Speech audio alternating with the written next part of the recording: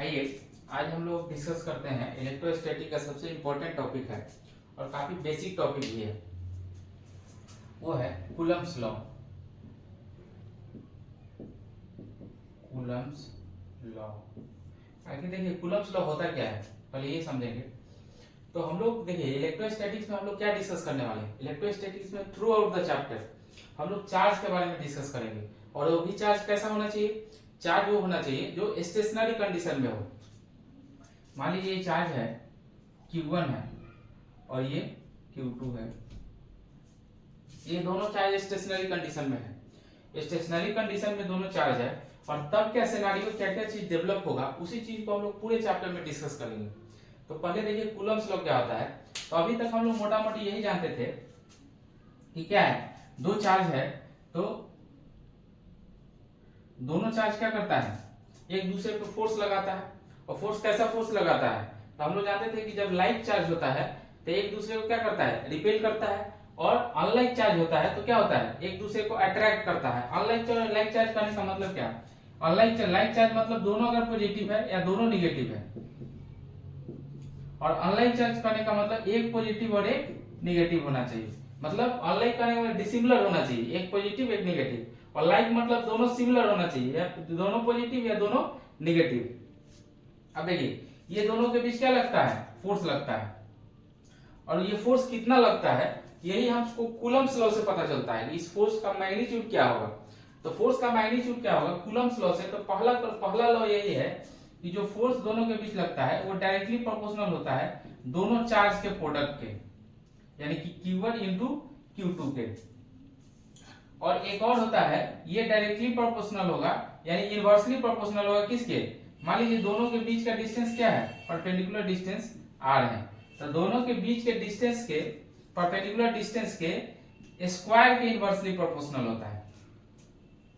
यहां से हमको क्या मिल जाएगा, फोर्स का मैग्नीट्यूड मिल जाएगा। कैसे मिल जाएगा, अगर इसको हम लिखते हैं तो F इक्वल टू क्या हो जाएगा, प्रोपोर्शनैलिटी को हटाते हैं तो कांस्टेंट से रिप्लेस करेंगे यानी कि K Q1 Q2 divided by R square. ठीक है, ये हमको फॉर्मूला मिल गया किसका, कि दोनों चार्ज के बीच कितना फोर्स लगेगा उसका मैग्नीट्यूड क्या होगा। और डायरेक्शन तो हमको पता है कि डायरेक्शन क्या होगा, या अट्रैक्टिव फोर्स होगा या रिपल्सिव फोर्स होगा।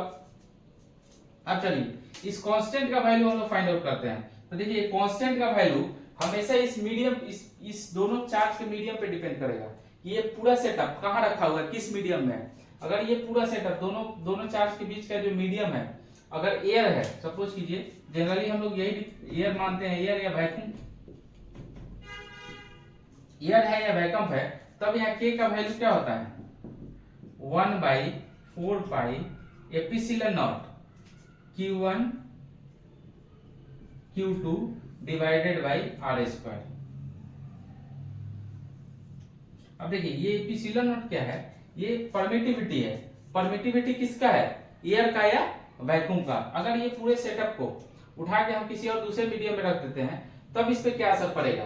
इसी के लिए हम लोग यहाँ देखिए हम लोग रिलेटिव परमिटिविटी यहाँ डिफाइन करते हैं। रिलेटिव परमिटिविटी क्या होता है, ये sigma m by sigma not equal to क्या होता है k।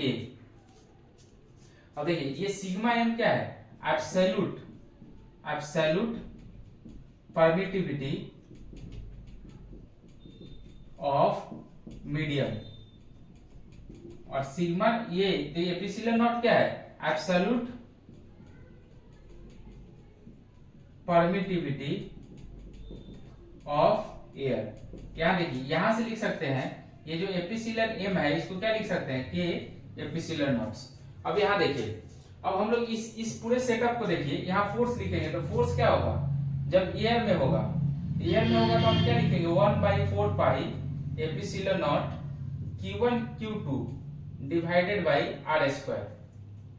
ठीक है, अब देखिए अब एक पर्टिकुलर मीडियम में इसका फोर्स लिखते हैं तो 1/4 पाई एप्सिलॉन नॉट। देखिए ये पूरे सेटअप को उठा के उस पर्टिकुलर मीडियम में रख दिए, यहाँ पे कोई चेंजिंग नहीं किया। तो 1/4 पाई एप्सिलॉन नॉट की जगह पे हम क्या लिखेंगे, एब्सोल्यूट परमिटिविटी ऑफ मीडियम यानी कि epsilon m Q1 Q2 divided by R square. अब देखिए ये इक्वेशन 1 हुआ और ये इक्वेशन क्या हुआ 2 हुआ। अब देखिए एप्सिलॉन एम है, इसके जगह पे हम लोग क्या लिख सकते हैं, यहाँ निकाल के रखे हैं, देखिए एप्सिलॉन एम है, यहाँ से निकाल के क्या है के इंटू एप्सिलॉन नॉट, तो इसके जगह पे हम लोग लिखिए के इंटू एप्सिलॉन नॉट, और इसको 1 को 2 से डिवाइड कर दीजिए। तो डिवाइड करेंगे तो यहाँ ऐसे एक दूसरे को डिवाइड कर देंगे, तो यहाँ लिख सकते हैं F air divided by F M equal to क्या हो जाएगा, देखिए 1/4 बाई एप्सिलॉन नॉट से 1/4 बाई एप्सिलॉन नॉट खत्म, Q1 Q2 R स्क्वायर से Q1 Q2 R स्क्वायर खत्म, तो यहाँ बचेगा क्या K बचेगा, यानी कि हम यहाँ लिख सकते हैं कि ऊपर चला जाएगा, यानी कि ये F air divided by F M, यानी कि देखिए यही हो गया कि आपका क्या है रिलेटिव परमिटिविटी।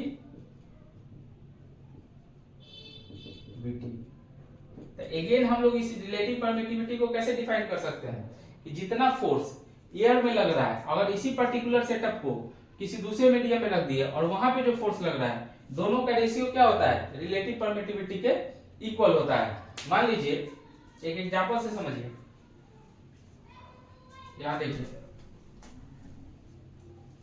यहाँ क्या है, मान लीजिए एफ एयर में हमारा 100 न्यूटन का फोर्स लग रहा है, ठीक है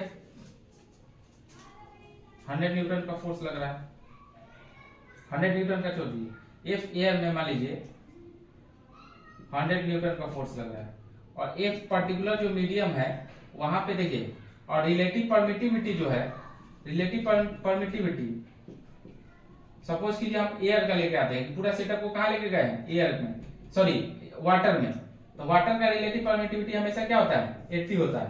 तो अब F air divided by F particular medium equal to क्या के, और यहाँ की रिलेटिव परमिटिविटी ऑफ वाटर क्या है 80 है, तो F air divided by F M equal to क्या हो जाएगा 80, यानी कि एफ एयर इक्वल टू क्या हो जाएगा 80 इंटू एफ एम, यानी कि यहाँ देखिए एफ एम निकाले तो क्या हो जाएगा F air force in air divided by 80। देखिए यहां से हमको ये पता चल रहा है कि देखिए जितना एयर में हमारा फोर्स लगेगा, अगर इस पर्टिकुलर मीडियम को वाटर में लेकर चल जाए तो उसका क्या हो जाएगा, एयर का जो फोर्स है उसका 80वां भाग क्या हो जाएगा उस पर्टिकुलर मीडियम में फोर्स लगेगा। मान लीजिए यहाँ 100 न्यूटन लग रहा है, एयर में फोर्स क्या है 100 न्यूटन, सॉरी 800 न्यूटन लिखिए 800 न्यूटन, और एक पर्टिकुलर मीडियम में हमको निकालना है, और वाटर का रिलेटिव परमिटिविटी क्या है, वाटर का रिलेटिव परमिटिविटी क्या है 800 न्यूटन एयर में, और एक पर्टिकुलर मीडियम में हमको निकालना है, और वाटर का रिलेटिव परमिटिविटी क्या है 80 है, तो एफ एम हमको अगर निकालना हुआ तो क्या हो जाएगा 800 और डिवाइडेड बाई 80, यानी यहाँ से यहाँ का कैंसिल आउट हो जाएगा, ये कितना जाएगा 10 टाइम्स यानी 10 न्यूटन। देखिए जो दो चार्ज मिल के फोर्स एयर में 800 न्यूटन लगाएगा, और इसी पर्टिकुलर सेटअप को वाटर में रख देंगे तो हमारा फोर्स कितना लगेगा 10 न्यूटन लगेगा। देखिए कितना मतलब 1/80 पार्ट क्या हो जाएगा फोर्स रिड्यूस हो जाएगा। तो यही रिलेटिव परमिटिविटी का यही कॉन्सेप्ट है कि फोर्स एयर में कितना लग रहा है और फोर्स एक पर्टिकुलर मीडियम में कितना लग रहा है, दोनों का जो रेशियो होता है उसी को हम लोग रिलेटिव परमिटिविटी से डिफाइन करते हैं।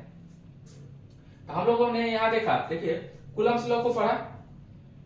कूलम्स लॉ हमको क्या बताता है कि दो पर्टिकुलर जो चार्ज स्पेस में रखा हुआ होता है वो क्या करता है एक दूसरे फोर्स लगाता है, और कितना फोर्स लगाता है मैग्नीट्यूड हमको पता चल गया, प्लस उसका डायरेक्शन पता चल गया कि फोर्स किस टाइप का होता है, अट्रैक्टिव होता है या रिपल्सिव होता है, किस केस में अट्रैक्टिव होता है किस केस में रिपल्सिव होता है, और प्लस इस रिलेटिव परमिटिविटी का क्या कॉन्सेप्ट होता है ये भी हम लोगों ने अच्छे तरीके से यहाँ पे समझ लिया।